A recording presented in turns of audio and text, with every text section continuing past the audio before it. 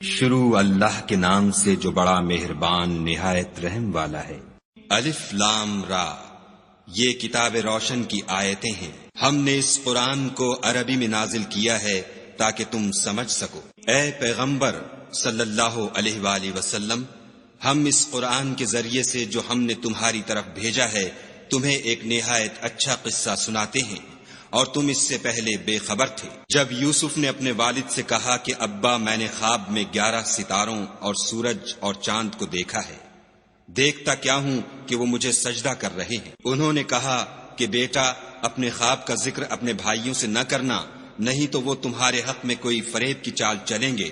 کچھ شک نہیں کہ شیطان انسان کا کھلا دشمن ہے، اور اسی طرح خدا تمہیں برگزیدہ و ممتاز کرے گا اور خواب کی باتوں کی تعبیر کا علم سکھائے گا، اور جس طرح اس نے اپنی نعمت پہلے تمہارے دادا پردادا ابراہیم اور اسحاق پر پوری کی تھی، اسی طرح تم پر اور اولاد یعقوب پر پوری کرے گا۔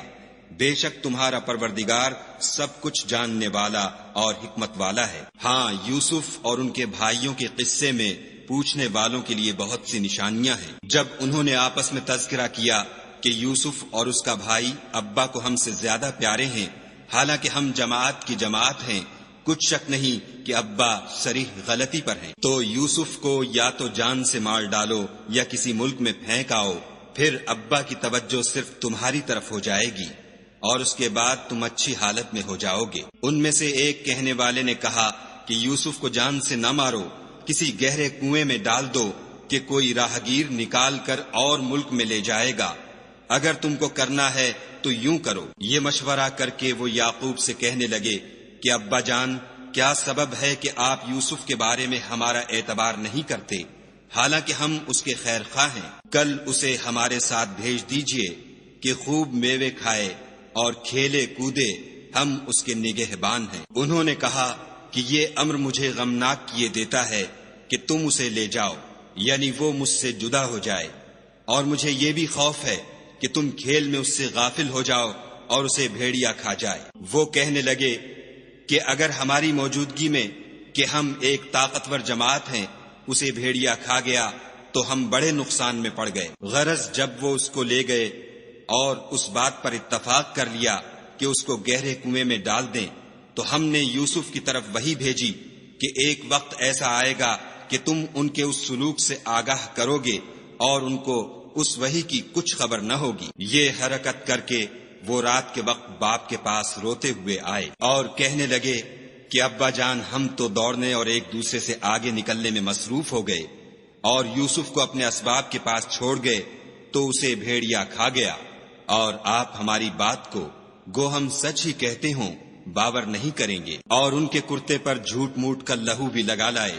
یعقوب نے کہا کہ حقیقت الحال یوں نہیں ہے، بلکہ تم اپنے دل سے یہ بات بنا لائے ہو۔ اچھا، صبر کہ وہی خوب ہے، اور جو تم بیان کرتے ہو اس کے بارے میں خدا ہی سے مدد مطلوب ہے۔ اب خدا کی شان دیکھو کہ اس کنویں کے قریب ایک قافلہ آوارد ہوا، اور انہوں نے پانی کے لیے اپنا سقا بھیجا۔ اس نے کنویں میں ڈول لٹکایا تو یوسف اس سے لٹک گئے۔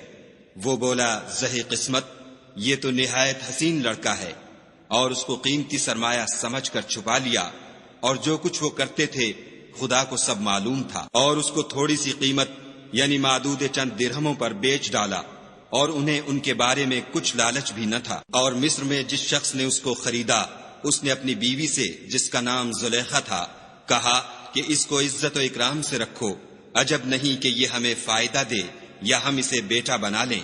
اس طرح ہم نے یوسف کو سرزمین مصر میں جگہ دی، اور غرض یہ تھی کہ ہم ان کو خواب کی باتوں کی تعبیر سکھائیں، اور خدا اپنے کام پر غالب ہے، لیکن اکثر لوگ نہیں جانتے۔ اور جب وہ اپنی جوانی کو پہنچے تو ہم نے ان کو دانائی اور علم بخشا، اور نیکوکاروں کو ہم اسی طرح بدلہ دیا کرتے ہیں۔ تو جیل خانے کے رفیقوں، بھلا کئی جدا جدا آقا اچھے یا ایک خدا یکتا و غالب؟ جن چیزوں کی تم خدا کے سوا پرستش کرتے ہو وہ صرف نام ہی نام ہیں جو تم نے اور تمہارے باپ دادا نے رکھ لیے ہیں، خدا نے ان کی کوئی سند نازل نہیں کی۔ سن رکھو کہ خدا کے سوا کسی کی حکومت نہیں ہے۔ اس نے ارشاد فرمایا ہے کہ اس کے سوا کسی کی عبادت نہ کرو، یہی سیدھا دین ہے، لیکن اکثر لوگ نہیں جانتے۔ میرے جیل خانے کے رفیقوں، تم میں سے ایک جو پہلا خواب بیان کرنے والا ہے وہ تو اپنے آقا کو شراب پلایا کرے گا، اور جو دوسرا ہے وہ سولی دیا جائے گا اور جانور اس کا سر کھا کھا جائیں گے۔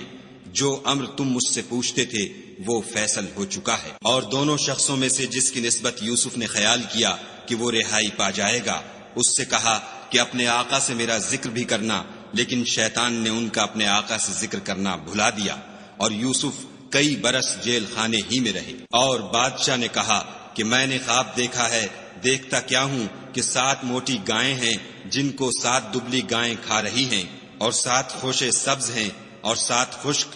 اے سردارو، اگر تم خوابوں کی تعبیر دے سکتے ہو تو مجھے میرے خواب کی تعبیر بتاؤ۔ انہوں نے کہا یہ تو پریشان سے خواب ہیں اور ہمیں ایسے خوابوں کی تعبیر نہیں آتی۔ اب وہ شخص جو دونوں قیدیوں میں سے رہائی پا گیا تھا اور جسے مدت کے بعد وہ بات یاد آ گئی، بول اٹھا کہ میں آپ کو اس کی تعبیر لا بتاتا ہوں، مجھے جیل خانے جانے کی اجازت دیجیے۔ غرض وہ یوسف کے پاس آیا اور کہنے لگا، یوسف، اے بڑے سچے یوسف، ہمیں اس خواب کی تعبیر بتائیے کہ 7 موٹی گایوں کو 7 دبلی گائیں کھا رہی ہیں اور 7 خوشے سبز ہیں اور 7 سوکھے، تاکہ میں لوگوں کے پاس جا کر تعبیر بتاؤں، عجب نہیں کہ وہ تمہاری قدر جانے۔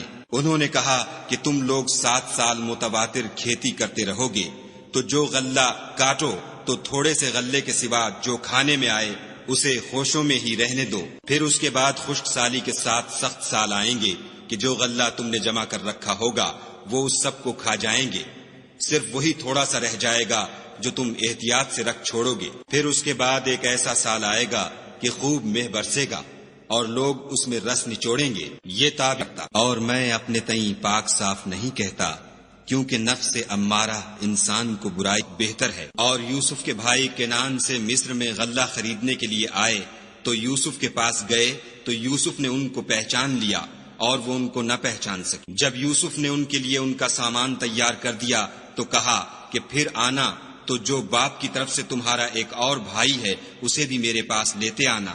کیا تم نہیں دیکھتے کہ میں ماپ بھی پوری دیتا ہوں اور مہمانداری بھی خوب کرتا ہوں؟ اور اگر تم اسے میرے پاس نہ لاؤ گے تو نہ تمہیں میرے ہاں سے غلہ ملے گا اور نہ تم میرے پاس ہی آ سکو گے۔ انہوں نے کہا کہ ہم اس کے بارے میں اس کے والد سے تذکرہ کریں گے اور ہم یہ کام کر کے رہیں گے۔ اور یوسف نے اپنے خدام سے کہا کہ ان کا سرمایہ یعنی غلے کی قیمت ان کے شلیتوں میں رکھ دو، عجب نہیں کہ جب یہ اپنے اہل و عیال میں جائیں تو اسے پہچان لیں، اور عجب نہیں کہ یہ پھر یہاں آئیں۔ جب وہ اپنے باپ کے پاس واپس گئے تو کہنے لگے کہ ابا، جب تک ہم بنیامین کو ساتھ نہ لے جائیں ہمارے لیے غلے کی بندش کر دی گئی ہے، تو ہمارے ساتھ ہمارے بھائی کو بھیج دیجئے تاکہ ہم پھر غلہ لائیں، اور ہم اس کے نگہبان ہیں۔ یعقوب نے کہا کہ میں اس کے بارے میں تمہارا اعتبار نہیں کرتا مگر ویسا ہی جیسا پہلے اس کے بھائی کے بارے میں کیا تھا، سو خدا ہی بہتر نگہبان ہے اور وہ سب سے زیادہ رحم کرنے والا ہے۔ اور جب انہوں نے اپنا اسباب کھولا تو دیکھا کہ ان کا سرمایہ واپس کر دیا گیا ہے۔ کہنے لگے، ابا، ہمیں اور کیا چاہیے؟ دیکھیے، یہ ہماری پونجی بھی ہمیں واپس کر دی گئی ہے، نہیں سکتے تھے، ہم جس کے چاہتے ہیں درجے بلند کرتے ہیں۔ اور ہر علم والے سے اس سے نا امید ہو گئے تو الگ ہو کر صلاح کرنے لگے۔ سب سے بڑے نے کہا، کیا تم نہیں جانتے کہ تمہارے والد نے تم سے خدا کا عہد لیا ہے اور اس سے پہلے بھی تم یوسف کے بارے میں قصور کر چکے ہو؟ تو جب تک والد صاحب مجھے حکم نہ دیں میں تو اس جگہ سے ہلنے کا نہیں، یا خدا میرے لیے کوئی اور تدبیر کرے، اور وہ سب سے بہتر فیصلہ کرنے والا ہے۔ تم سب والد صاحب کے پاس واپس جاؤ اور کہو کہ ابا، آپ کے صاحبزادے نے وہاں جا کر چوری کی، اور ہم نے تو اپنی دانست کے مطابق آپ سے اس کے لے آنے کا عہد کیا تھا، مگر ہم غیب کی باتوں کے جاننے اور یاد رکھنے والے تو نہیں تھے، اور جس بستی میں ہم ٹھہرے تھے وہاں سے یعنی اہل مصر سے اور جس قافلے میں آئے ہیں اس سے دریافت کر لیجئے، اور ہم اس بیان میں بالکل سچے ہیں۔ جب انہوں نے یہ بات یعقوب سے آ کر کہی تو انہوں نے کہا کہ حقیقت یوں نہیں ہے، بلکہ یہ بات تم نے اپنے دل سے بنا لی ہے، تو صبر ہی بہتر ہے۔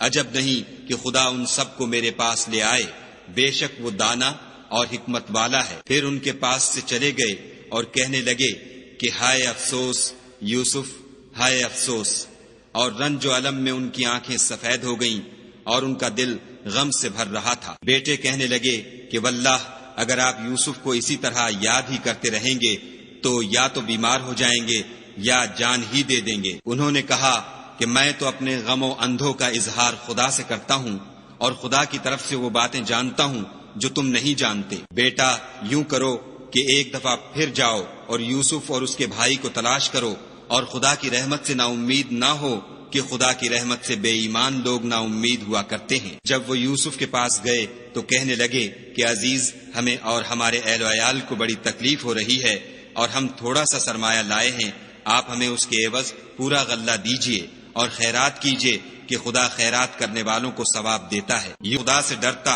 اور صبر کرتا ہے تو خدا نیکوکاروں کا اجر ضائع نہیں کرتا۔ وہ بولے خدا کی قسم، خدا نے تم کو ہم پر فضیلت بخشی ہے اور بے شک حکومت سے بہرا دیا اور خوابوں کی تعبیر کا علم بخشا۔